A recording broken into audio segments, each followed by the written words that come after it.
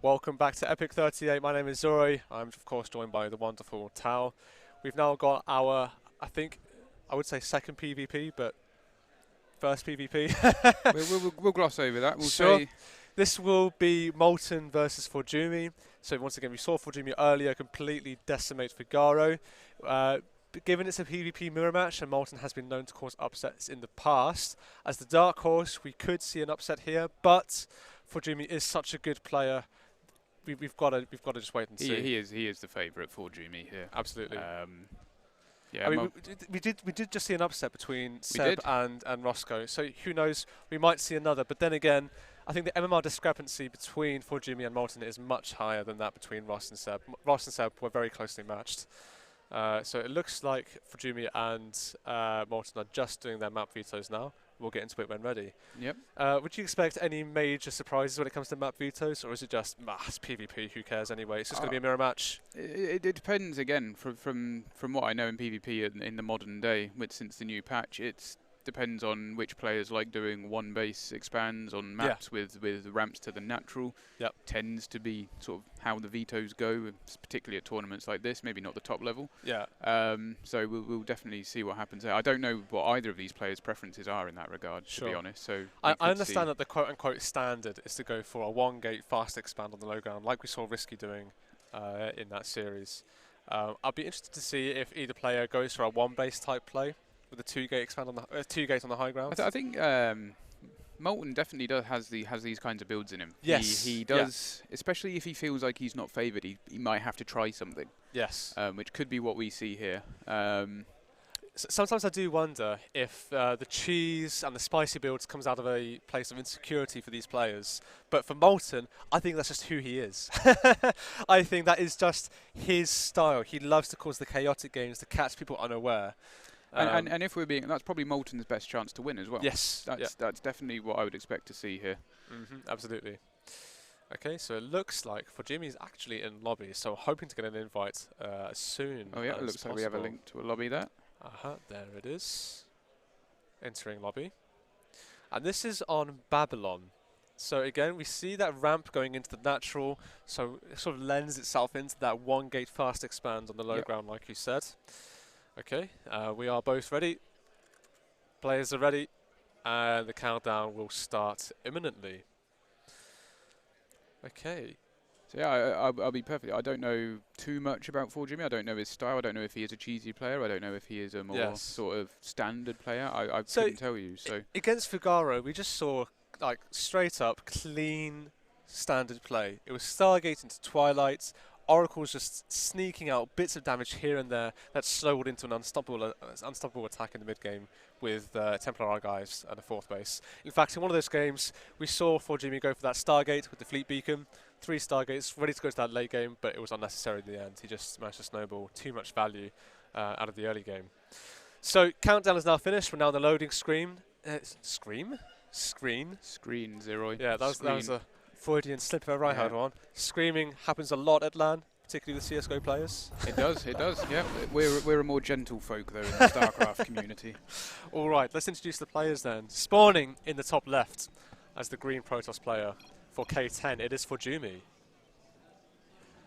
Is that a bit of bit of smack talk we see here to begin with? I think that might be an instruction to us. Obviously, if he's been watching the previous games, he knows we're standing up and then we sit down ready for the game. So in the bottom right, playing as the purple Protoss for Team Goldmasters, it's Molten. All right, so we see the pylon on the high ground for both players. So neither looks like are going for the pylon low ground gateway fast expand. We see a second pylon very quickly out of Molten. So this looks like something very similar to the Max Pax build. Correct me if I'm wrong. We see the scout coming out for ForJumy. It's just going to skip past this pylon it's though. Just going to miss it, yeah. Quick gateway here, proxied by Molten. Nothing on the high ground though. It looks like ForJumy will see this quite early on for the lack of a gateway. But I think seeing a pylon might confuse him. The pylon being in the main there is interesting. Yeah, it's not something you expect. The second gateway does go down to Jumi. The question is, what's ForJumy's response? He sees that there's no gateway in the main base and essentially a lone extra pylon. Yeah, this is you wouldn't. Ah. So Molten's going to try and fake a cannon rush here. I Yes. suspect. Yeah. Excellent. Fully walls off here does ForJumy, and it's a complete fake out. He's not building any units, and I think that's why Molten has done this. Make ForJumy think it's a cannon rush, so that ForJumy is panicked into completing the wall off, and then actually Molten just surprises him with a very quick zealot. There might be a gap between the bottom and top. I'm convinced that's a full wall off. There's Yeah, no you way could be anything can right, squeeze yeah. out there. But again, no units coming out yet for ForJumy. So this zealot that's coming in is. It's going to be uncontested yeah. for a while. When the Cybercore finishes, though, then ForJumy will have two. Yeah, there we go. Two adepts on the way. Kill this zealot straight away. I'm not sure what this zealot is. What the plan for this zealot is. It's not going to be able to do. It's going to take a few shields off this Cybercore, and that's about it, really. Yep, absolutely. And because obviously you've got two gateways here versus one proxies, then these the BM coming out of ForJumy. As soon as these adepts finish, I mean, just the two zealots are going to get completely What I have outclassed. just noticed is on the right-hand side of the map, we do have a Stargate proxy for ForJumy. He's going to try and punish the fact that Molten has a gateway out across the map and nothing back at home. We do see a Stargate out of Molten as well. Very early Nexus here for Molten. So once again, we see essentially it's going to be a fake out now, a fake out attack, doesn't do anything. Try to take an early expansion off the back of it, but he has to defend the counter attack. He's only got zealots against these two He's got nothing to defend these adepts with. Doesn't even have a wall in his ramp. Not even a wall. He's missed the pylon. You see the shading, they're going to go behind the mineral line and start picking up probes straight one GG. by one. He's got nothing to defend these adepts with. Yeah, there's simply no defense at all. Soon as those two gateways are done and the Cybercore's done, ForJumy just sends across the map. GG. And that's it. Yeah, game one over. It looks like I was corrected essentially. I thought that by faking the cannon rush, ForJumy had to complete the wall off quickly and forego building any units. But it looks like it was fine anyway, because as soon as the Cybercore finishes, two adepts across the map, there's nothing at home. So I think the one build that you can do when you put a pylon out on the build to wall off is if you do the Forge double gateway. Yes. And you have the cannons and the zealots just streaming in. Yeah. The first pylon in base, though, I think kind of ruins that, because you need to build that first pylon out on the map and have all your buildings there for it to work. That's the only way that build works. What if Molten builds the pylon in the wall going into ForJumy's main, but then cancels it as the zealot arrives? So the zealot at least gets into the main base. That's definitely a strategy. That is one of the reasons I dislike PvP is figuring out all these random mind games that go on. It's impossible to know what it could have been. I would be interested to know what Molten's plan was. Yes, yeah. I mean, obviously, it must have been to catch ForJumy off guard. Yeah. Once again, we said that some players do this out of insecurity, thinking maybe, oh, I'm the worst player, I've got to try and catch this guy off guard. But I think this is just Molten's style. But obviously, that goes in Molten's strength then. He knows that he can do this, he can do it well, he's had enough practice with it. We are ready. Both players are ready. We're in the countdown now, so we'll get into this shortly. Neo-Humanity is the next map. Any thoughts on that? It's got a nice name. Yes, yeah. I think this is the one that Exo was talking about, where you have the minerals in the natural that you can mine out and sort of get behind the natural. I mean, I don't know the maps too well by name at this stage at the moment.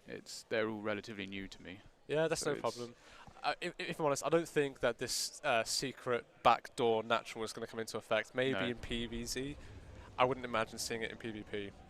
Okay, so let's introduce our players then. Spawning in the top left, the green Protoss player, it is ForJumy. And in the bottom right, playing as the purple Protoss, representing Team Goldmasters, it is Molten. So yeah, here's the back door that we saw out of the natural. Oh, thank you. Molten is not 1-0 up. It is ForJumy who's 1-0 up. But yeah, you can see this is the back door I was talking about earlier. You have these golden mineral patches, and if you mine these out, you can bypass any wall off up here and get into the natural and attack this way. But given this is PvP, you need to send quite a few probes to mine these minerals. And yeah, I don't that doesn't see seem that ever like working. it would be a concern in PvP, really. So, once again, pylon on the high ground for both players. I think this is just like a safety thing for ForJumy. He's seen what Molten's capable of. I think, yeah, ForJumy is the favoured player here. There's no real reason to take any risks or do anything potentially dangerous as ForJumy. There's no need to cut corners. This probe, though, It's going right behind the natural, and once again, it can't get up here, so it must be trying to proxy something, I'd imagine. We see 2 gateways out of both players, so once again, I think this is just potential aggression coming out of Molten, and then just nice and safe coming out of ForJumy. Yeah, so if ForJumy sent out a scout here, he would sort of realise at this point that there is no second pylon, or will be when that timing hits. You'd expect to see the second pylons around now-ish. Yep.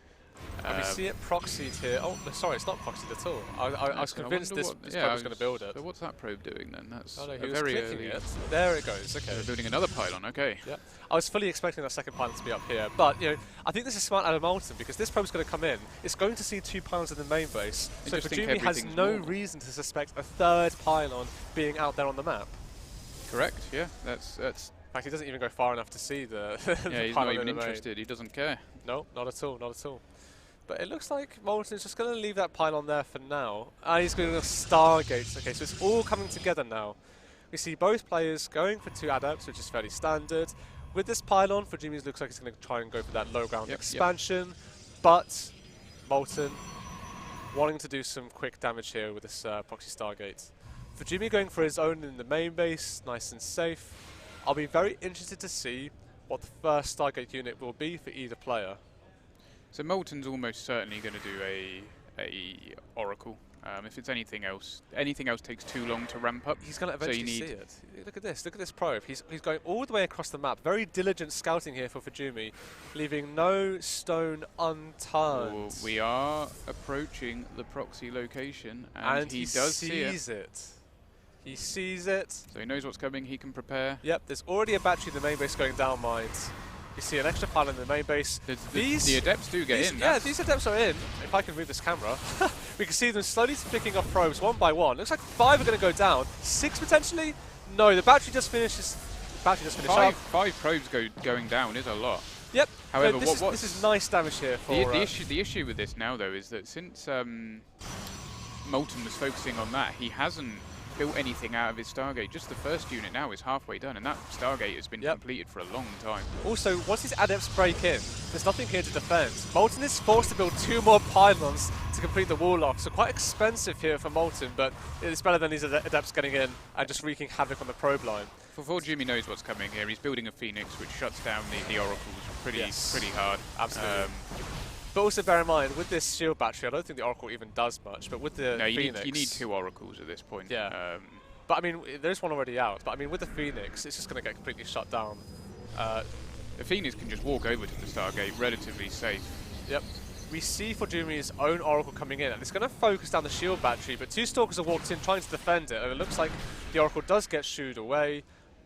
Defended successfully here for Molten, but Molten has no expansion, whereas ForJumy does. The Phoenix did go towards the proxy Stargate, so I wonder what's happening over here. Yep, the Phoenix is going to just shut this down before it even begins. Yep. Pretty insane shutdown here for ForJumy.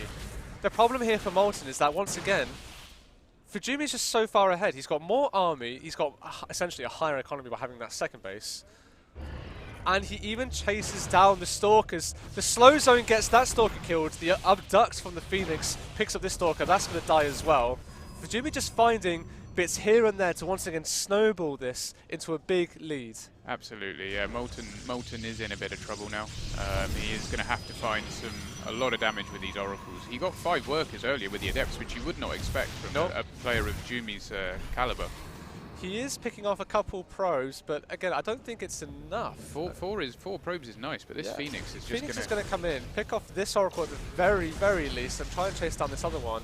Bear in mind, I guess, look, let's be real here. Ooh, look at that! That is a huge stasis ward. Oh my word, that's an entire mineral line. Molten has no income. Yeah. He basically has no income. Look at the income. Molten, you're right, it's literally, what, 1 probe on minerals? No, he has 1 probe on minerals. I've never seen a stasis that big. That is huge. Yep. Big damage there. And he does have a battery here in range of a Nexus. Yep. But there is a lot of army here for ForJumy. 2 Adepts going to shave in. Pick off some of these probes while still fighting out in the front. Away from the shield battery. These Stalkers are going to go down. Nice micro out of ForJumy. Again, finding those small little advantages. There's no more energy left in the shield battery. Oracle down. Adepts coming in. But there's not enough. There's not enough here for Molten. He's trying desperately to warp in. But I do feel this is too little too late. Maybe ForJumy will get forced off. Possibly clean this up, but it's... The reinforcement, there's an Immortal now. Immortal is just GG, surely. There's nothing here that Molten can build to deal with this Immortal. He's trying to pro pull, but any economic damage here is just gravy for ForJumy. He's doubling the supply, popping the Stalkers. The Immortal's going to take out the base, the units, that base and everything. is dead. The question now is whether Molten even tries to defend the top base, because that natural is gone. Yep. We need to rally our thoughts here and try and take out... It's 4 Stalkers against more Stalkers in Immortal and the Phoenix. There's just no way for Molten to do that. There's just nothing there for Molten. He just GG'd. Yep. 2-0. Yeah, ForJumy obviously just smelled blood in the water there. Baiting the Stalkers out of range of the shield battery, picking them off with the Abduct and the Phoenix, Immortal rolling in, then just popping everything off, and then there's just nothing there for Molten. Those worker pickoffs from Molten, multiple points in the game were nice, yes. And it did keep... So Molten did some good little economic damage, but it was only a small amount. But then when you look at what ForJumy had 2 base set up, Molten didn't. The problem Molten had when he dealt that damage was the units he used to deal that damage, he lost. Yes, yeah. And Jumy didn't lose any units, and that army was just slowly growing until it came to attack. And that incredible stasis horde as well. An entire mineral line worth of income. 0 mineral income. Out, yeah. And at that critical stage in the game as well, that was just, You can't have that. Nope, can't have that at all. Okay, so the next match will be Igo versus AC. That'll be another PvZ. More Protoss. I'd love to see more Terrans, but alas, we are where we are, and it is what it is. Epic LAN is a tournament where not too many Terrans tend to play. It is always the least represented race. Yes. Epic LAN. It's the hardest race. What can I say? Hardest race, but yeah, it was. What do we have? We have TVT finals at the World Championships very recently. Oh yeah. Any comments, Zeroy? Any thoughts? Honestly, I think Time and Maru were just playing out of their minds. They were so much better than all the others, and you could just see that in the games, really. They were. You need to be that good just to play Terran, really. You have to be. It's I couldn't play Terran. I struggle. I struggle even building a supply depot. It's you know, did you know supply depots take 3 seconds longer than Overlords or Pylons? It's either 3 seconds or 4 seconds, something like that. I would ask David Kim, but obviously he's not in the game anymore. But yeah, please and for that reason, I just can't play Terran. Buff supply depot build time. Yes. that's the hill that Terran players need to die on. Absolutely. All right, we're going to just chase up AC and Iger now, try and find out where we are, and then, we'll crack on. All right? Yeah. Good stuff. Go don't go to anywhere. break. Yeah, 10-minute break. 10-minute break. Good stuff. All right, don't go anywhere.